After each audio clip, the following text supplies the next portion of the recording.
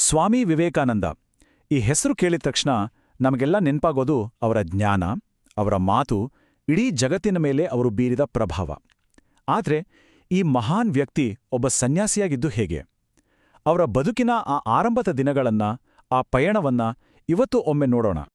ಸರಿ, ನಾವು ಮೊದಲು ಸಮಯದ ಹಿಂದಕ್ಕೆ ಹೋಗೋಣ. 1893ಕ್ಕೆ ಚಿಕಾಗೋದಲ್ಲಿ ವಿಶ್ವ ಧರ್ಮ ಸಮ್ಮೇಳನ ನಡೀತಾ ಇತ್ತು. ಅಲ್ಲಿ ವಿವೇಕಾನಂದರು ಅಮೆರಿಕದ ಮೇಲೆ ಎಂಥ ಒಂದು ಅಗಾಧ ಪ್ರಭಾವ ಬೀರಿದ್ರು ಅಂದ್ರೆ, ಅಲ್ಲಿನ ಒಂದು ಪ್ರಮುಖ ಪತ್ರಿಕೆಯಾದ ದ ನ್ಯೂಯಾರ್ಕ್ ಹೆರಲ್ಡ್ ಅವರ ಬಗ್ಗೆ ಹೀಗೆ ಬರೆಯಿತು. ಹಾಗಾದ್ರೆ ಕಲ್ಕತ್ತಾದ ಒಬ್ಬ ಯುವಕ ಇಡೀ ಜಗತ್ತನ್ನೇ ತನ್ನತ್ತ ಸೆಳೆದಿದ್ದು ಹೇಗೆ? ಈ ಪ್ರಶ್ನೆಗೆ ಉತ್ತರ ಬೇಕು ಅಂದ್ರೆ ನಾವು ಅವರ ಜೀವನದ ಪುಟಗಳನ್ನ ಒಂದೊಂದಾಗೆ ತಿರುವಿ ಹಾಕ್ಬೇಕು. ಬನ್ನಿ ಶುರು ಮಾಡೋಣ. ಸರಿ, ಈ ಕಥೆ ಶುರುವಾಗೋದು 1863ರಲ್ಲಿ. ಕಲ್ಕತ್ತಾದ ಒಂದು ಪ್ರತಿಷ್ಠಿತ ಶ್ರೀಮಂತ ಕುಟುಂಬದಲ್ಲಿ ಒಬ್ಬ ಹುಡುಗ ಹುಟ್ಟುತ್ತಾನೆ. ಅವನ ಹೆಸರು ನರೇಂದ್ರನಾಥ ದತ್ತ. ಎಲ್ಲರೂ ಪ್ರೀತಿಯಿಂದ ಕರಿತಿದ್ದಿದ್ದು ನರೇನ್ ಅಂತ. ನೋಡಿ, ನರೇನ್ ಅವರ ವ್ಯಕ್ತಿತ್ವ ರೂಪುಗೊಂಡಿದ್ದೇ ಎರಡು ವಿಭಿನ್ನ ಪ್ರಭಾವಗಳಿಂದ. ಒಂದು ಕಡೆ ಅವರ ತಂದೆ ವಿಶ್ವನಾಥ ದತ್ತ. ಅವರು ತುಂಬಾನೇ ಪ್ರಗತಿಪರ ವಕೀಲರು. ಹಿಂದೂ ಧರ್ಮಗ್ರಂಥಗಳಷ್ಟೇ ಅಲ್ಲ, ಬೈಬಲ್, ಸೂಫಿ ಕಾವ್ಯ ಎಲ್ಲವನ್ನೂ ಓದ್ಕೊಂಡಿದ್ರು. ಇನ್ನೊಂದು ಕಡೆ ತಾಯಿ ಭುವನೇಶ್ವರಿ ದೇವಿ. ಅವರು ತುಂಬಾನೇ ಧರ್ಮನಿಷ್ಠೆ ಉಳ್ಳವರು, ಸತ್ಯ, ಸ್ವಾಭಿಮಾನದ ಪಾಠ ಹೇಳಿಕೊಟ್ಟವರು. ಸೊ ಈ ತರ್ಕ ಮತ್ತು ನಂಬಿಕೆ ಇವೆರಡರ ಒಂದು ಅದ್ಭುತ ಮಿಶ್ರಣವೇ ನರೇನ್. ಅಂದಹಾಗೆ ಸನ್ಯಾಸ ಅನ್ನೋದು ನರೇನ್ಗೆ ಹೊಸದೇನೂ ಆಗಿರಲಿಲ್ಲ. ಯಾಕಂದ್ರೆ ಅವರ ಕುಟುಂಬದಲ್ಲೇ ಒಂದು ಉದಾಹರಣೆ ಇತ್ತು. ಅವರ ತಾತ ಅವರು ಕೂಡ ಒಬ್ಬ ವಿದ್ವಾಂಸರು, ವಕೀಲರು. ಆದರೆ ತಮ್ಮ 25ನೇ ವಯಸ್ಸಲ್ಲೇ ಎಲ್ಲವನ್ನೂ ಬಿಟ್ಟು ಸನ್ಯಾಸಿಯಾಗಿದ್ರು. ಬಹುಶಃ ಇದು ಭವಿಷ್ಯದ ಒಂದು ಸೂಚನೆಲಾಗಿತ್ತೇನೋ ಅಲ್ವಾ? ಇನ್ನು ಅವರ ಶಿಕ್ಷಣದ ಬಗ್ಗೆ ಹೇಳಬೇಕು. ನರೇನ್ ಓದಿದ್ದು ಬರೀ ಸಾಮಾನ್ಯ ಶಾಲೆಗಳಲ್ಲ, ಆಗಿನ ಬಂಗಾಳದ ನವೋದಯದ ಕೇಂದ್ರಗಳಂತಿದ್ದ ಸಂಸ್ಥೆಗಳಲ್ಲಿ. ಈಶ್ವರಚಂದ್ರ ವಿದ್ಯಾಸಾಗರ್, ರಾಜಾ ರಾಮ್ಮೋಹನ್ ರಾಯ್ ಅವರಂಥವರ ಪ್ರಭಾವವಿದ್ದ ಕಡೆ. ಅಲ್ಲಿನ ವಿಶೇಷತೆ ಏನಂದ್ರೆ, ಬರೀ ಪುಸ್ತಕದ ಪಾಠ ಅಲ್ಲ, ಎಲ್ಲವನ್ನೂ ಪ್ರಶ್ನಿಸಬೇಕು, ಸ್ವತಂತ್ರವಾಗಿ ಯೋಚಿಸಬೇಕು ಅನ್ನೋದನ್ನೇ ಕಲಿಸ್ತಿದ್ರು. ಹೀಗೆ ಬೆಳೆಯುತ್ತಿದ್ದ ನರೇನ್ ಅವರ ಮನಸ್ಸಿದೆಯಲ್ಲ, ಅದು ನಿಜಕ್ಕೂ ಒಂದು ಸ್ಪಾಂಜ್ ಥರ ಇತ್ತು. ಸಿಕ್ಕಿದ್ದನ್ನೆಲ್ಲ ಹೀರ್ಕೊಡ್ತಿತ್ತು.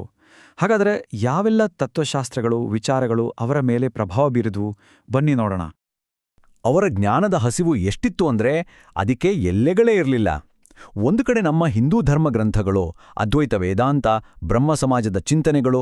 ಇನ್ನೊಂದು ಕಡೆ ಪಾಶ್ಚಾತ್ಯ philosophers, Immanuel Kant, John Stuart Mill, ಅಷ್ಟೇ ಯಾಕೆ ಚಾರ್ಲ್ಸ್ ಡಾರ್ವಿನ್, ಹರ್ಬರ್ಟ್ ಸ್ಪೆನ್ಸರ್ ಎಲ್ಲರನ್ನೂ ಆಳವಾಗಿ ಓದಿಕೊಂಡಿದ್ರು. ಪೂರ್ವ ಮತ್ತು ಪಶ್ಚಿಮದ ಜ್ಞಾನವನ್ನು ಒಟ್ಟಿಗೆ ಬೆರೆಸುತ್ತಿದ್ದರು. ಇನ್ನೊಂದು ಇಂಟ್ರೆಸ್ಟಿಂಗ್ ವಿಷಯ ಏನಂದ್ರೆ, ನರೇನ್ ಟ್ರಾನ್ಸೆಂಡೆಂಟಲಿಸಂ ಅನ್ನೋ ಒಂದು ಮೂಮೆಂಟ್ ಕಡೆಗೂ ಆಕರ್ಷಿತರಾಗಿದ್ರು. ಇದರ ಮೂಲ ಸಾರಾಂಶ ಏನು ಅಂದ್ರೆ, ಜಗತ್ತನ್ನ ಅರ್ಥ ಮಾಡ್ಕೊಳ್ಳೋಕ್ಕೆ ಬರೀ ತರ್ಕ, ಬುದ್ಧಿಶಕ್ತಿ ಒಂದೇ ಸಾಕಾಗಲ್ಲ, ವೈಯಕ್ತಿಕ ಅನುಭವ, ಅಂತಃಪ್ರಜ್ಞೆ ಕೂಡ ಬೇಕು ಅನ್ನೋದು.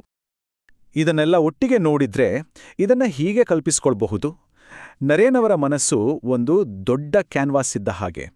ಅದರ ಮೇಲೆ ಹಿಂದೂ ವೇದಾಂತ, ಬೈಬಲ್, ಸೂಫಿ ಕಾವ್ಯ, ಪಾಶ್ಚಾತ್ಯ ತತ್ವಶಾಸ್ತ್ರ, ಬ್ರಹ್ಮಸಮಾಜ, ಟ್ರಾನ್ಸೆಂಡೆಂಟಲಿಸಂ ಹೀಗೆ ಬೇರೆ ಬೇರೆ ಬಣ್ಣಗಳನ್ನ ಸುರಿದು ಅದರಿಂದ ಒಂದು ಹೊಸ, ಅದ್ಭುತವಾದ, ಅನನ್ಯವಾದ ಚಿತ್ರ ಮೂಡಿಬಂತು. ಆದ್ರೆ ನೋಡಿ, ಇಷ್ಟೆಲ್ಲ ಓದಿದ್ರು, ಇಷ್ಟೆಲ್ಲ ಜ್ಞಾನ ಸಂಪಾದಿಸಿದ್ರು, ನರೇನ್ ಮನಸ್ಸಿನೊಳಗೆ ಒಂದು ತಳಮಳ, ಒಂದು ಹುಡುಕಾಟ ಆಯಿತು. ಬರೀ ಪುಸ್ತಕದಲ್ಲಿ ಓದಿದ್ದು ಸಾಕಾಗಲ್ಲ, ದೇವರನ್ನ, ಆ ದೈವಿಕತೆಯನ್ನ ನೇರವಾಗಿ ಅನುಭವಿಸಿದ ಯಾರಾದ್ರೂ ಸಿಗ್ಬೇಕಲ್ಲ ಅಂತ ಒಬ್ಬ ಗುರುವಿಗಾಗಿ ಅವರ ಹುಡುಕಾಟ ಶುರುವಾಯಿತು. ಈ ಹುಡುಕಾಟ ಒಂದು ಅನಿರೀಕ್ಷಿತ ತಿರುವು ಪಡೆದಿದ್ದು ಹೇಗೆ ಗೊತ್ತಾ? ಅವರ ಕಾಲೇಜಿನ ಪ್ರೊಫೆಸರ್ ಒಬ್ರು ಸಮಾಧಿ ಅಥವಾ ಟ್ರಾನ್ಸ್ ಅಂದ್ರೆ ಏನು ಅಂತ ವಿವರಿಸೋಕೆ ಪ್ರಯತ್ನ ಪಡ್ತಿದ್ರು. ಆದರೆ ಅವರಿಗದು ಸಾಧ್ಯವಾಗ್ಲಿಲ್ಲ. ಆಗ ಅವರೇ ಹೇಳಿದ್ರು, ಇದರ ಬಗ್ಗೆ ತಿಳ್ಕೊಳ್ಬೇಕು ಅಂದ್ರೆ ನೀವು ರಾಮಕೃಷ್ಣ ಪರಮಹಂಸರನ್ನ ಹೋಗಿ ನೋಡ್ಬೇಕು ಅಂತ. ಹಾಗೆ ರಾಮಕೃಷ್ಣರನ್ನ ಭೇಟಿಯಾಗೋ ಹೋದ ನರೇನ್ ಅಲ್ಲಿಯೂ ತಮ್ಮ ಎಂದಿನ ಪ್ರಶ್ನೆಯನ್ನೇ ಕೇಳಿದ್ರು. ಇದೇ ಪ್ರಶ್ನೆಯನ್ನ ಅವರು ಹಲವಾರು ಧಾರ್ಮಿಕ ಗುರುಗಳಿಗೆ ಕೇಳಿದ್ರು. ಆದರೆ ಎಲ್ಲೂ ಅವರಿಗೆ ಸಮಾಧಾನಕರವಾದ, ನೇರವಾದ ಉತ್ತರ ಸಿಕ್ಕೇ ಇರಲಿಲ್ಲ. ಆ ಪ್ರಶ್ನೆ ತುಂಬಾನೇ ಸರಳವಾಗಿತ್ತು, ಆದರೆ ತುಂಬಾನೇ ಆಳವಾಗಿತ್ತು.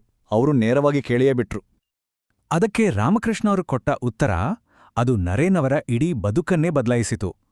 ಅವರು ಹೇಳಿದ್ದು, ಹೌದು, ನೋಡಿದ್ದೇನೆ. ನಾನು ನಿನ್ನನ್ನ ಇಲ್ಲಿ ಹೇಗೆ ನೋಡ್ತಿದ್ದೀನೋ ಅದಕ್ಕಿಂತಲೂ ಹೆಚ್ಚು ಸ್ಪಷ್ಟವಾಗಿ ನೋಡಿದ್ದೇನೆ. ಇಂಥ ನೇರವಾದ ಅನುಭವದ ಮಾತನ್ನ ನರೇನ್ ಅದಕ್ಕೂ ಮುಂಚೆ ಕೇಳೇ ಇರಲಿಲ್ಲ. ಅದೇ ಕ್ಷಣದಲ್ಲಿ ಆ ಗುರು ಶಿಷ್ಯರ ನಡುವಿನ ಅಸಾಧಾರಣ ಸಂಬಂಧಕ್ಕೆ ಅಡಿಪಾಯ ಬಿತ್ತು. ಆದ್ರೆ ನರೇನ್ ಅವರ ಪಯಣ ಕೇವಲ ಜ್ಞಾನ ಮತ್ತು ಆಧ್ಯಾತ್ಮಿಕ ಹುಡುಕಾಟಕ್ಕಷ್ಟೇ ಸೀಮಿತವಾಗಿರಲಿಲ್ಲ. ಅವರ ಬದುಕಿನಲ್ಲಿ ಒಂದು ದೊಡ್ಡ ದುರಂತ ಸಂಭವಿಸಿತು. ಅದು ಅವರನ್ನ ಬದುಕಿನ ಕಠೋರ ವಾಸ್ತವಕ್ಕೆ ಮುಖಾಮುಖಿಯಾಗಿಸಿತು. ಅವರಿಗೆ ಆಗಿನ್ನೂ 21 ವರ್ಷ. 1884ರಲ್ಲಿ ಅವರ ತಂದೆ ಇದ್ದಕ್ಕಿದ್ದ ಹಾಗೆ ತೀರಿಕೊಂಡ್ರು.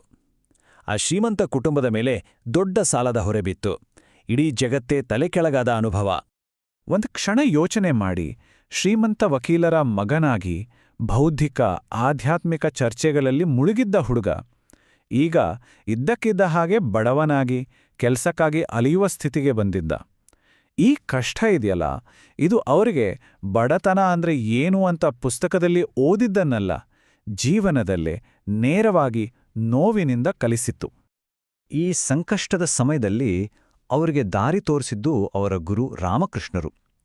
ಅವರು ಒಂದು ಬಹುಮುಖ್ಯ ಪಾಠವನ್ನ ಕಲಿಸಿದ್ರು. ದೇವರನ್ನ ಹುಡುಕೊಂಡು ಎಲ್ಲೂ ಹೋಗ್ಬೇಕಿಲ್ಲ. ಕಷ್ಟದಲ್ಲಿರುವ ಮನುಷ್ಯರಿಗೆ ಸಹಾಯ ಮಾಡೋ ಅದೇ ದೇವರ ನಿಜವಾದ ಪೂಜೆ ಅಂತ. ಅವರ ಆಧ್ಯಾತ್ಮಿಕ ದೃಷ್ಟಿಯನ್ನೇ ಬದಲಾಯಿಸಿದ ಪಾಠ ಇದು. ಸರಿ, ಈಗ ಅವರ ಜೀವನದ ಪರಿವರ್ತನೆಯ ಕೊನೆಯ ಮತ್ತು ಬಹುಶಃ ಅತಿ ಮುಖ್ಯವಾದ ಹಂತಕ್ಕೆ ಬರೋಣ. ಅದೇ ಒಬ್ಬ ಅಲೆಮಾರಿ ಸನ್ಯಾಸಿಯಾಗಿ ಅವರು ಇಡೀ ಭಾರತವನ್ನೇ ಸುತ್ತಿದ್ದು.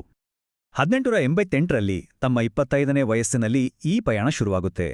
ಮುಂದಿನ 5 ವರ್ಷ 1893ರವರೆಗೆ ಅವರು ಅಕ್ಷರಶಃ ಇಡೀ ದೇಶವನ್ನೇ ಸುತ್ತುತ್ತಾರೆ. ಲಾಹೋರ್ನಿಂದ ಕನ್ಯಾಕುಮಾರಿಯವರೆಗೆ ಹೆಚ್ಚಾಗಿ ಕಾಲ್ನಡಿಗೆಯಲ್ಲೇ. ಈ ಪ್ರಯಾಣದಲ್ಲಿ ಅವರು ಎಲ್ಲಾ ಧರ್ಮ, ಜಾತಿ, ವರ್ಗದ ಜನರನ್ನ ಭೇಟಿಯಾದರು. ಆಗ ಅವರಿಗೆ ಪುಸ್ತಕದಲ್ಲಿ ಸಿಗದ ನಿಜವಾದ ಭಾರತದ ದರ್ಶನವಾಯಿತು. 1893ರಲ್ಲಿ ಅವರು ಚಿಕಾಗೋಗೆ ತಲುಪುವ ಹೊತ್ತಿಗೆ ಭಾರತವನ್ನ ಹಿಂದೆಂದೂ ಕಂಡರಿಯದ ರೀತಿಲಿ ಅರ್ಥ ಮಾಡ್ಕೊಂಡಿದ್ರು. ಹಾಗಾದ್ರೆ ಅವರ ಈ ಇಡೀ ಪ್ರಯಾಣವನ್ನ ಒಟ್ಟುಗೂಡಿಸಿ ನೋಡಿದ್ರೆ, ಮೊದಲು ಜ್ಞಾನದಿಂದ ತುಂಬಿದ ಒಂದು ಅದ್ಭುತ ಮನಸ್ಸು, ಆಮೇಲೆ ಕಷ್ಟದ ದಿನಗಳಲ್ಲಿ ಹದಗೊಂಡ ಒಂದು ಹೃದಯ, ಅದಕ್ಕೆ ಗುರುವಿನಿಂದ ಜಾಗೃತಗೊಂಡ ಒಂದು ಆತ್ಮ, ಕೊನೆಗೆ ಇಡೀ ದೇಶವನ್ನೇ ಸುತ್ತಿ ಕಂಡುಕೊಂಡ ಒಂದು ಸ್ಪಷ್ಟ ಉದ್ದೇಶ, ಇವೆಲ್ಲವೂ ಸೇರಿ ಆ ವಿವೇಕಾನಂದರನ್ನ ರೂಪಿಸಿತು. ಅವರ ಪಯಣ ನೋಡಿದ್ರೆ ಒಂದು ವಿಷಯ ಸ್ಪಷ್ಟವಾಗುತ್ತೆ. ಅವರು ಪ್ರಾಚೀನ ಗ್ರಂಥಗಳ ಜ್ಞಾನವನ್ನ ಆಧುನಿಕ ವಿಚಾರಗಳ ಜೊತೆ ಮತ್ತು ಅದಕ್ಕಿಂತ ಮುಖ್ಯವಾಗಿ ಜೀವನದ ಅನುಭವಗಳ ಜೊತೆ ಬೆರೆಸಿದರು. ಹಾಗಾಗಿ ಈ ಕಥೆಯ ಕೊನೆಯಲ್ಲಿ ಒಂದು ಪ್ರಶ್ನೆ ಮೂಡುತ್ತೆ. ಬರೀ ಜ್ಞಾನವನ್ನ, ಮಾಹಿತಿಯನ್ನ ಜ್ಞಾನೋದಯವಾಗಿ, ವಿಸ್ಡಮ್ ಆಗಿ ಪರಿವರ್ತಿಸೋದಂದ್ರೆ ನಿಜವಾಗ್ಲೂ ಏನು? ವಿವೇಕಾನಂದರ ಜೀವನ ಈ ಪ್ರಶ್ನೆಗೆ ಒಂದು ಅದ್ಭುತ ಉತ್ತರ ಅಲ್ವಾ?